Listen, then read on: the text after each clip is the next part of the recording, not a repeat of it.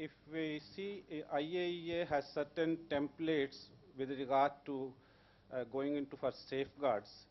Uh, 66 type template is the one which is meant for those states which have not signed NPT. That's the category to which India belongs to. There has been some reports in the press where they have said that this is an agreement for non-nuclear weapon states. No, that is not the case. 66 template is for non-NPT states. No qualification with regard to nuclear weapons or not having nuclear weapons. So we have followed with regard to safeguards procedure this particular template.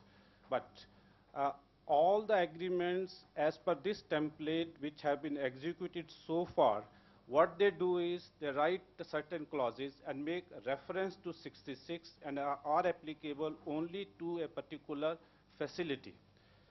Here, what we have done, we have tried to include whatever our requirements were in the preamble, in the general consideration, and in the continuing till article about 22. All those considerations specific to India are embedded, and it is applicable to all the facilities which we declare as civilian and notify to the agency. So this is a unique feature which has been attempted for the first time. Here, this is a standalone document. It does not make reference to 66 anywhere. So that makes it India specific, and it is for the first time that this particular procedure has been followed, because our requirements were of that kind and they have been reflected fully here. Can I add?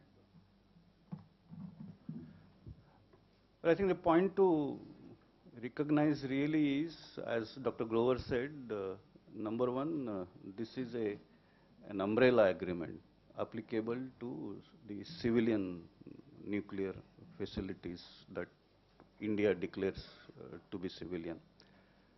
But also to recognize the fact that it applies only to civilian facilities. And there is a non-hindrance provision which in fact explicitly says that it has nothing to do with the rest of the Indian program. So in that sense, it is quite India specific. Shall we move on? Manish, you have? Sir, assurances about uninterrupted fuel supplies which are incorporated, that Tarapur fiasco is not repeated. Could you put together this entire arrangement so that India's nuclear reactors, safeguarded reactors? First say that IAEA is not the agency which supplies fuel.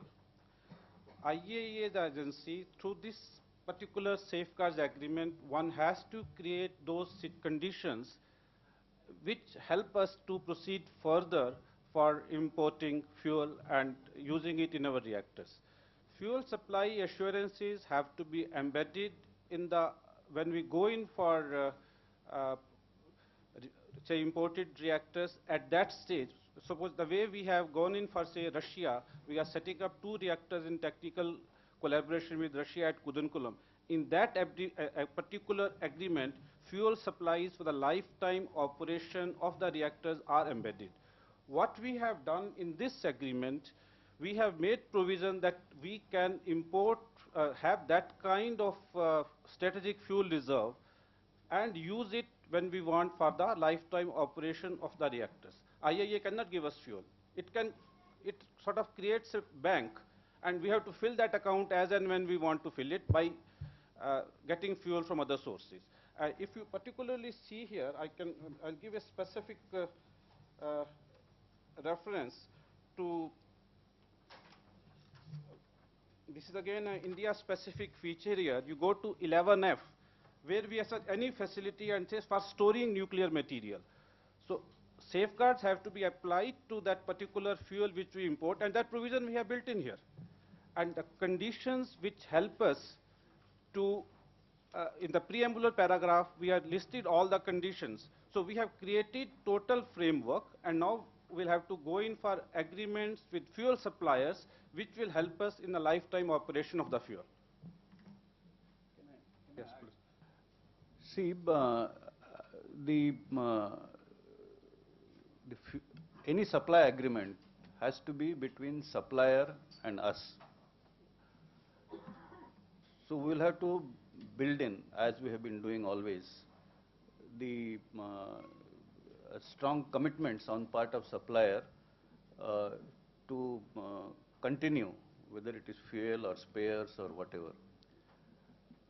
Now, the foreign supply, it has been our policy right from day one that whatever comes from outside, we have been putting under IAEA safeguards. In this safeguards agreement, we have very strongly connected the such cooperation agreements with other countries and the supply commitments with with the supplier countries with our going in for safeguards with IAEA. For example, uh, there is a statement, an essential basis of India's concurrence to accept agency safeguards under an India-specific safeguard is, and then it talks about the fuel supply agreements. So there is this linking which has been done, which says that we are going in for the IAEA safeguards because we are also talking about the supply agreements where the continuity is built in. And then we can develop legally from that point onwards. One, could you specify very clearly whether India will be in a position to withdraw if we put under safeguards as part of this umbrella agreement? And two, taking forward a question which was there, can you elaborate?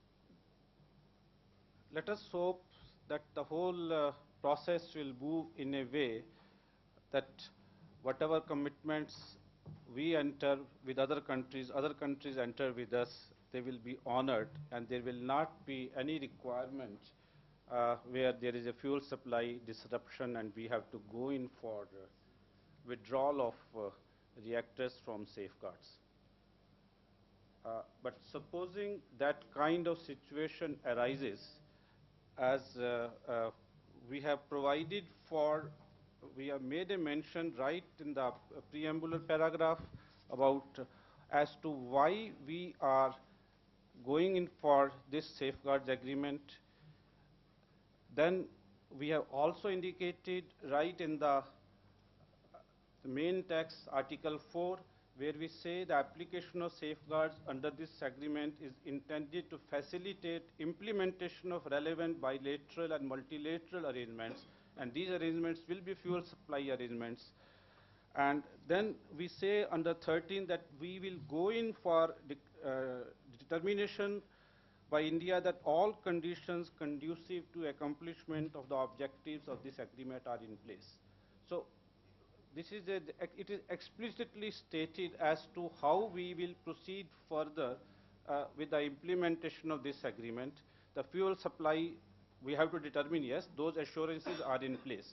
Once they are in place and subsequently there is some deviation, then you see we are providing as a first step for a kind of reporting to the IAEA, which is under 52C, where is a disruption of operation of facilities in the annex on account of material violation. Now we have entered into a fuel supply agreement. There is a material violation that we make provision first for reporting in 52C. And then after we report, with this kind of provision, this will act as a deterrent for anybody to dishonor the fuel supply commitments which they have made. If still that kind of situation where there is a disruption that arises, we have here, if you see combination of 29,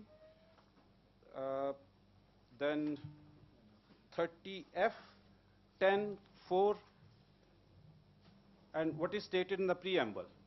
These